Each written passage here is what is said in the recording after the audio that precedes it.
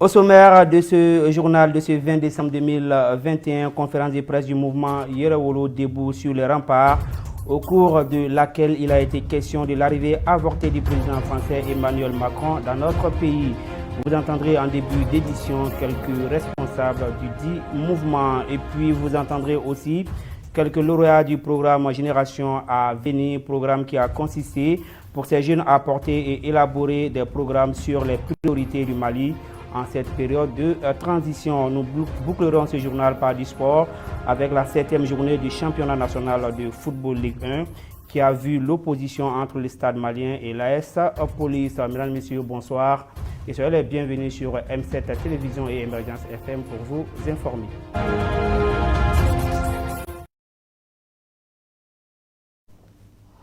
Comme je vous le disais tantôt dans les titres, le programme...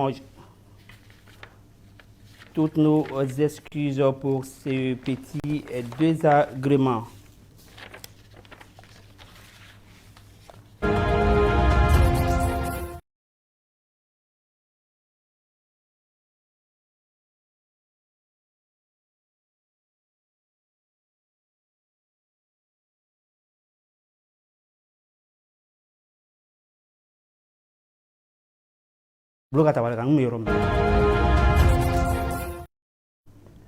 Comme je vous le disais dans les titres, le programme Génération à venir, en abrégé GAV, est à sa 6e promotion. Les jeunes lauréats de cette 6e sélection ont porté et élaboré un programme sur les priorités du Mali en cette période de transition. Les recommandations relatives aux priorités sont remises aux autorités de la transition pour des fins utiles. Ces jeunes nous en disent plusieurs au micro de Kader Touré.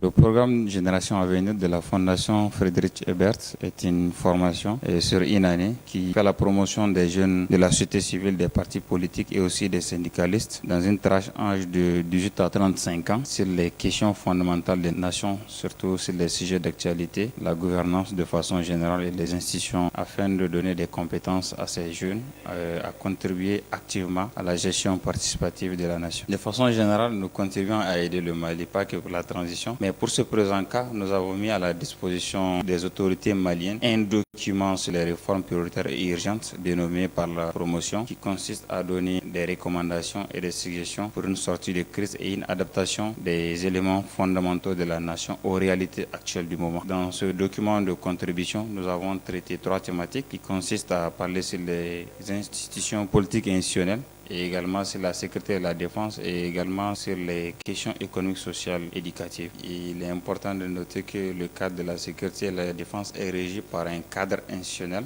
Mais à ce jour, nous arrivons quand même à déterminer un peu la satisfaction des acteurs impliqués dans la sécurisation du pays, à protéger les populations et leurs biens. Et au niveau de confiance que les Maliens posent sur les acteurs impliqués à les sécuriser. Peu de Maliens aujourd'hui sont satisfaits réellement des actions militaires pour la sécurisation du pays. La gouvernance doit être là pour décider. Maintenant, l'appréciation elle peut être double au niveau des Maliens.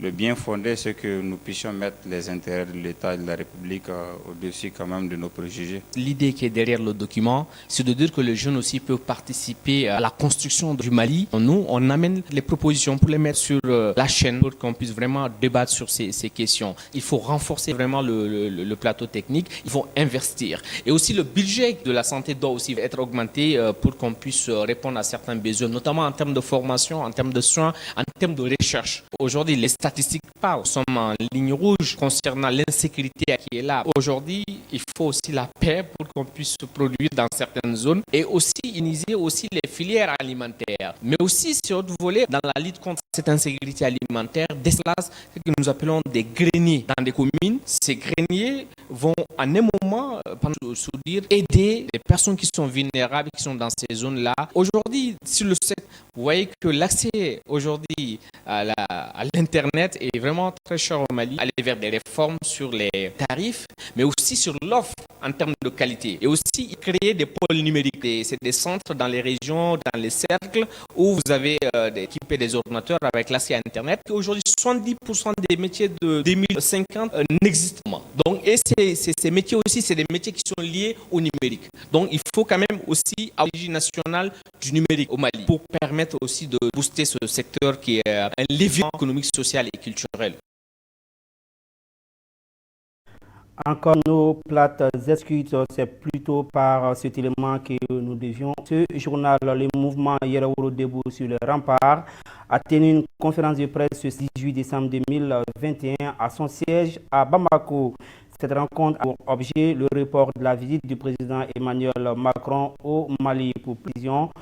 Écoutons les leaders du dit mouvement au micro d'Amadou Ashjara. Vive la France, vive le peuple malien, vive le peuple malien, vive le peuple malien, vive le président, vive le président, vive le président, vive le président, Assimi Goïta. Nous avons tenu à partager avec le peuple malien la vraie information, c'est-à-dire les causes réelles qui ont fait que Macron a voulu annuler ce voyage, qui sont deux fondamentalement. La première est que le peuple malien, étant un peuple debout et un peuple mobilisé, allait montrer à l'opinion française que Macron, qui voulait venir gagner un coup national pour sa réélection, ne passera pas. Donc il y avait cette forte préparation et de mobilisation au niveau du peuple malien. Et au-delà de cela, les autorités se sont assumées en respectant la souveraineté du Mali et en exigeant le respect de la souveraineté du Mali sur le format proposé par le président français n'a pas été accepté par c'est ce qui a fait que non seulement les prétextes fallacieux de Covid ou des fêtes de Noël qui étaient avancées, on pouvait tenir le mini-sommet, parce que c'était à la dimension des mini-sommets, on pouvait le tenir à travers une vidéoconférence, mais tout cela a été remis parce que dans le fond, il n'y a pas eu une convergence de vues sur le format dite rencontre entre les deux présidents. Nous pensons que ce report, c'est dit que c'était prévisible. C'est prévisible parce que la France est un État. Certainement, il y a des services de renseignement qui doivent être quand même pour fournir les informations par rapport à ce qui se passe. La présence d'Emmanuel Macron ici au Mali, vraiment, ça pouvait susciter beaucoup d'émotions, ça pouvait susciter des frustrations. Et donc, quand nous avons appris que Macron va être là, Macron c'est aujourd'hui vu comme l'ennemi numéro 1 de la République du Mali, parce que nous savons depuis l'intervention fraternique en Libye, et c'est là des conséquences aujourd'hui que le Sahel subit, que le Mali particulièrement subit. Donc c'est pour vous dire qu'un chef d'État qui se déplace pendant que le peuple mali debout sur le rempart pour faire face à toute cette menace-là, que la France aujourd'hui plane sur notre Sahel. Et donc du coup, le chef qui vient pour nous, c'est Macron venait tout simplement se moquer du peuple malien. Et pendant ces villages, il y a encore toutes ces familles qui sont aujourd'hui endeuillées. Donc ce n'est peut-être pas une bonne. Donc s'il y a un report, on va peut-être penser tout simplement que les Français, selon les autorités, sauront tirer les leçons de ce qui vient de se passer. Reporters sans frontières RSF, dans son bilan annuel de 2021, déplore un nombre de records de 488 professionnels des médias emprisonnés dans le monde entier. Selon la même source, on déplore 46 journalistes tués au plus bas mot depuis ces 20 dernières années. Koulibaly Cheikh nous en dit plus sur ce rapport du Reporters sans frontières. Jamais RSF n'avait recensé autant de femmes journalistes détenues, au total 60, soit un tiers de plus qu'en 2020. Un nombre record de 438 professionnels des médias sont emprisonnés dans le monde, déplore RSF dans son bilan annuel. Il comptabilise toutefois un nombre de journalistes tués, 46 au plus bas depuis 20 ans. Jamais depuis la création du bilan annuel de RSF en 1995, le nombre de journalistes emprisonnés n'avait été aussi élevé. Constaté l'ONG des défense de la liberté de la presse dans un communiqué publié jeudi 16 décembre. Cette hausse exceptionnelle de l'ordre de 20% en un an est principalement le fait de 3 pays, à savoir la Birmanie, la Biélorussie et la Chine, dont la loi de sécurité nationale imposée en 2020 à Hong Kong a provoqué une augmentation en flèche des détentions de journalistes dans ces territoires. RSF. Un mot dans le domaine de la santé. Les comités syndicaux du CHU Gabriel Touré, notamment le syndicat national de la santé, de l'action sociale et de la promotion de la famille et le SINACAM observent une grève de 96 heures allant de ce lundi 20 au jeudi 23 décembre 2021. Quelles sont les raisons de cette grève? Les réponses avec le secrétaire général aux revendications du dit syndicat, le docteur Amadou Maïga. Il est au micro d'Oumar Koïta.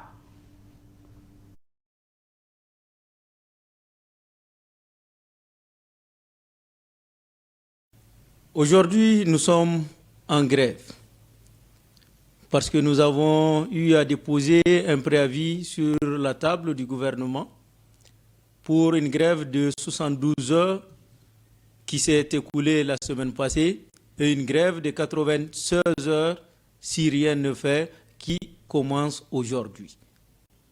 Et cette grève s'articule autour de 13 points majeurs, mais qui se regroupent en 3 grands points. Nous avons l'avènement de la bonne gouvernance à l'hôpital. Il y a également la protection des patients, la protection du personnel et également l'équipement de la structure. Le premier point, il s'agit d'une catégorie de personnel qui sont à l'hôpital, le personnel bi-appartenant, qui aujourd'hui sont à 7 mois d'arriérés des salaires. C'est des enseignants-chercheurs qui sont payés par l'enseignement supérieur et la loi hospitalière de 2002 dit que pour le service qu'ils rendent à l'hôpital, l'hôpital doit leur payer des émoluments. Et ces émoluments, ça fait 7 mois que ce personnel bi-appartenant n'a pas ces émoluments. Il y a également la prime de fonction spéciale de la santé. À l'hôpital Gabriel Touré, ce personnel bi-appartenant, depuis 2020, a vu ses primes coupées. Alors que dans toutes les autres structures en République du Mali, le personnel bi-appartenant bénéficie de cette prime de la fonction spéciale. Donc, ces 2 points nous ont motivés à déposer sur la table ces doléances. Il y a également les contractuels. On avait un accord avec l'UNTM depuis 2009 pour le reversement des contractuels dans la fonction publique. C'est en 2019 que ces contractuels ont été reversés à la fonction publique, mais sans tenir compte de leur situation administrative actualisée. Donc, ce qui fait du coup, certains ont vu leur salaire baisser de 74 000 francs. Et pour qui connaît le coût de la vie au Mali au jour d'aujourd'hui, quand on enlève 74 000 francs sur le salaire de quelqu'un, on le met en souffrance. Il y a également les contractuels payés sur fonds propres, qui également étaient à 10 mois d'arriérés, mais avec le mouvement, aujourd'hui, ils ont eu 8 mois et il reste 2 mois. Et si on ajoute ce mois-ci, ça fera 3 mois. Nous avons également de personnels qui ont participé à un concours organisé par l'État en 2018, puis en 2019, pour le recrutement des attachés de recherche et des chargés de recherche. De 2018 à maintenant, les résultats n'ont pas été proclamés. Et nous n'avons demandé que la proclamation de ces résultats, parce que c'est des gens qui ont déposé leur dossier en répondant à tous les critères et en payant également 25 000 francs à chaque concours. Donc, pour un syndicat qui se dit défenseur des travailleurs, nous ne pouvons pas nous asseoir et regarder ces choses évoluer de la sorte. Voilà pourquoi nous avons déposé ce préavis, pour que nous puissions, avec le gouvernement, échanger sur ces points, pour que nous puissions trouver des solutions à ces points.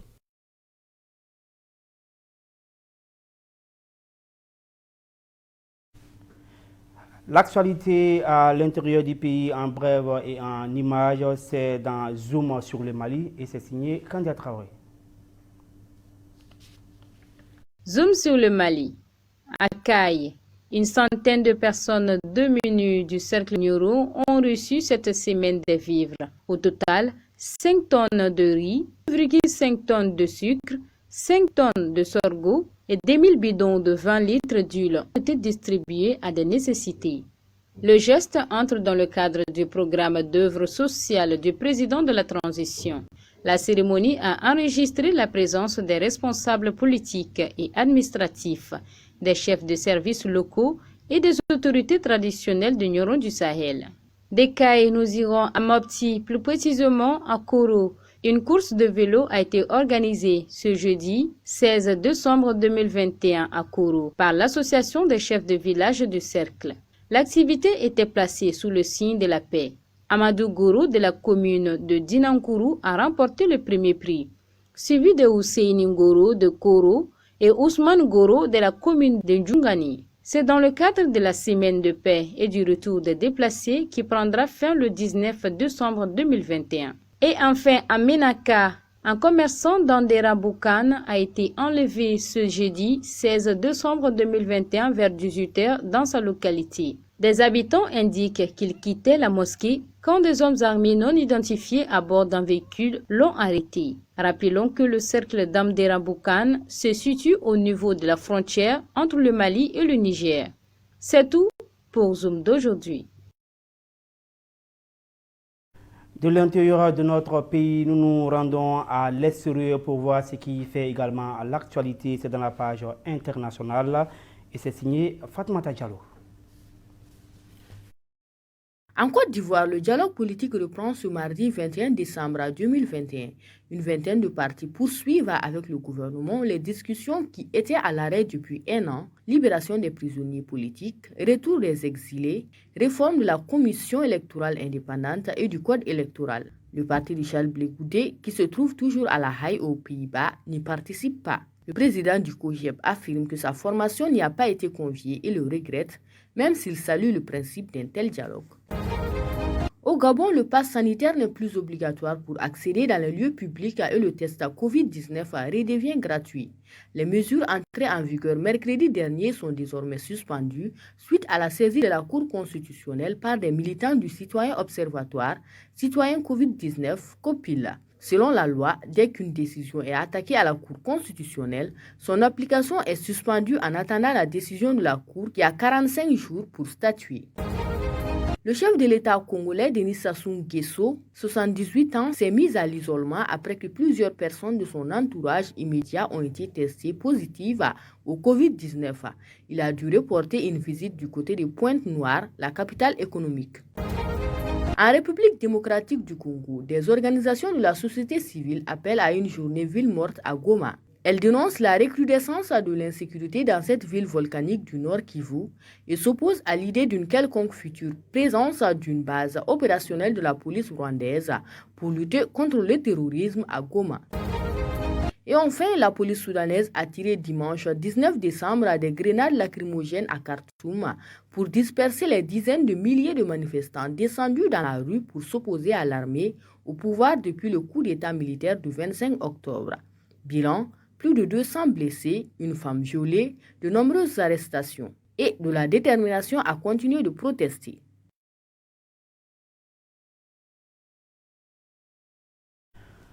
Retour chez nous pour parler de sport avant de fermer ce journal, comme je le disais tantôt, dans les titres pour le compte de la 7e journée du championnat national de Ligue 1 Orange.